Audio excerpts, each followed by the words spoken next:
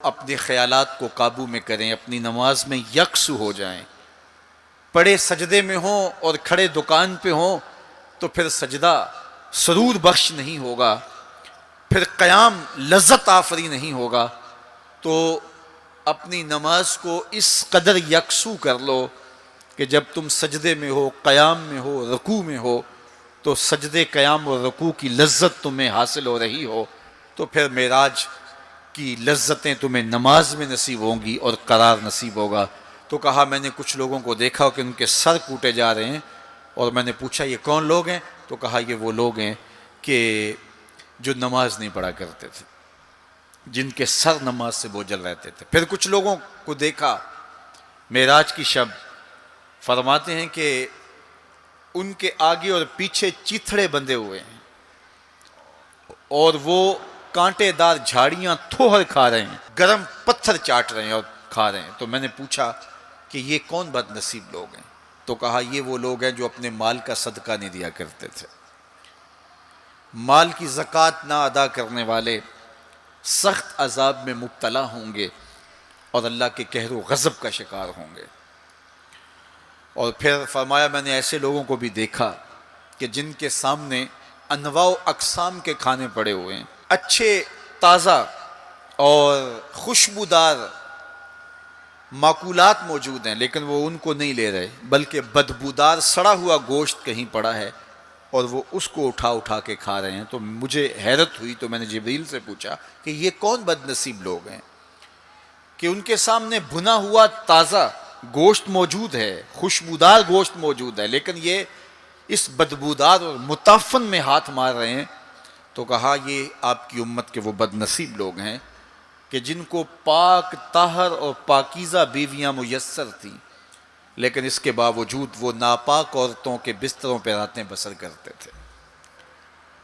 دور موجود کے اندر برائی اور بدی تیزی کے ساتھ پھیلتی چلی جا رہی ہے، اور جدید ذرائع ابلاغ نے، جس میں سوشل میڈیا پیش ہے، آنکھوں سے حیا تو چھین ہی لیا ہے، خیالوں کی پاکیزگی تو چھین ہی لی ہے، عصمت کے جوہر پر اتنی تیزی سے یہ آلات حملہ آور ہیں کہ اپنی نئی نسلوں کو بچانا اور ان کی حفاظت کرنا بہت ضروری ہو گیا ہے۔ میری اور آپ کی ذمہ داری ہے کہ ہم اپنی اولادوں پر گہری نظر رکھیں اور ان کی حفاظت کریں، چونکہ اگر عصمت کا جوہر محفوظ نہ رہا تو پھر پلے کچھ بھی نہیں رہا، اگر آبرو سلامت نہیں رہی تو پھر پلے کچھ بھی نہیں رہا۔ قیامت کے دن ان لوگوں کو اس صورت کے اندر لایا جائے گا کہ وہ یہ غلیظ کھانے کھا رہے ہوں گے، اور ذلت اور رسوائی کی وہ زندگی ان کو سہنا پڑے گی اور اللہ کے قہر و غضب کا شکار ہونا پڑے گا۔ اپنی خلوت کو اور اپنی جلوت کو پاکیزہ رکھنے کی کوشش کرو اور اللہ کی رضا اپنا مقصود زندگی بنا لو۔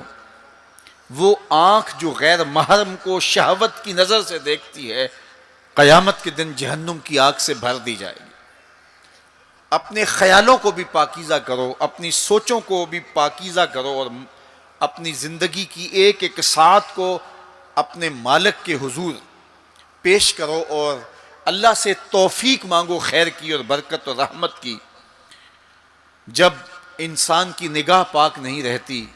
تو خیال پراگندہ ہوتے ہیں، خیالات کی ناپاکیزگی اس کی عصمت کے جوہر پہ حملہ آور ہوتی ہے، اور شیطان کے لیے یہ بڑی خوشی کی بات ہے کہ کوئی نوجوان اپنی عصمت اور اپنی آبرو کو داؤ پہ لگا دے۔ تو دور موجود کے اندر یہ فتنہ تیزی کے ساتھ بڑھتا چلا جا رہا ہے، اس میں ہماری معاشرت کی ناہمواریاں اور جدید ذرائع ابلاغ اور قرب قیامت کی وجہ سے فتنوں کا آسمان سے بارش کی طرح برسنا ہے، لیکن جو اپنے آپ کو بچا لے وہی سرخرو ہوگا، جو نہیں بچا پائے گا وہ اپنی دنیا اور آخرت برباد کر لے گا۔